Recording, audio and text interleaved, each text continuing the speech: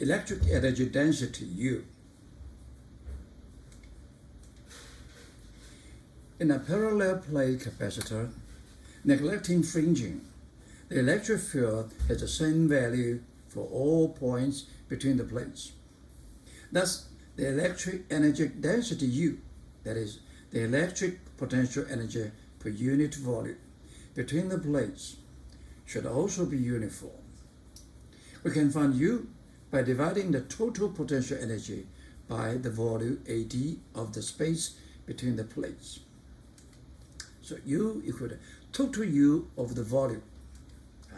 The total U is half CV squared or half Q squared over C. V is AD, area multiplied separation, the space. Okay.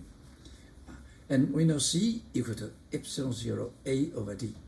Okay. This is a C, the capacity of a parallel plate capacitor. We put everything inside. This is C equal to epsilon A over D. Okay. And this A, we can cancel out. Okay. Finally, we get epsilon equal to half epsilon 0 V over D. This V is different from this V. Okay. Okay. All right. And V over D is the electric field E inside the capacitor. Right. So we write this one U, the charge, electric charge energy density per cubic meter. Okay. Is equal to half E squared. U equal to half epsilon E squared. We give this meaning quite different. The meaning is, as long as you have electric field, you have the electric potential energy density U. Okay?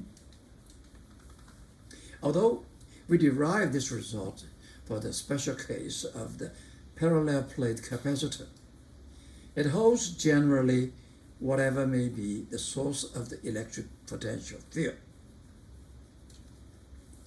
If an electric field E exists at any point in the space, we can think of the point at the site of the potential energy, whose amount per unit volume is given by U equal to half epsilon E squared.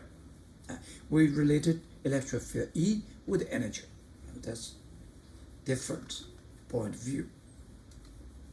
Sample.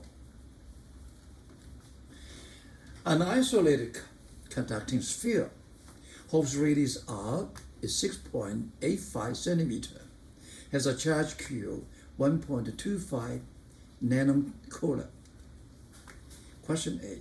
How much potential energy is stored in the electric field of this charged capacitor? Now, this is a sphere.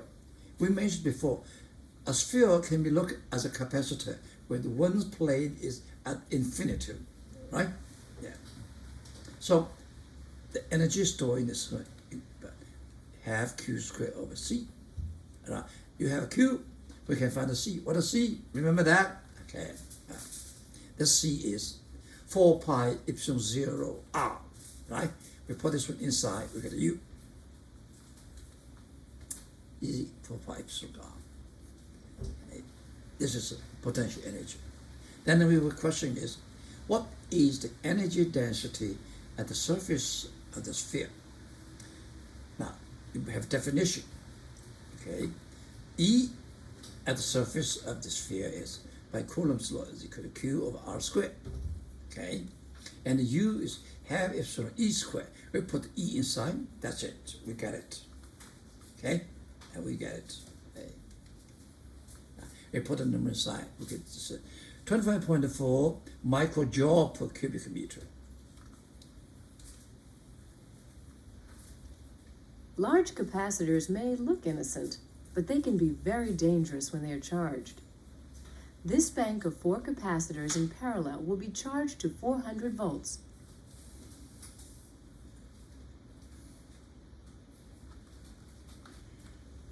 The capacitors are now fully charged, and we will disconnect them from the voltage source.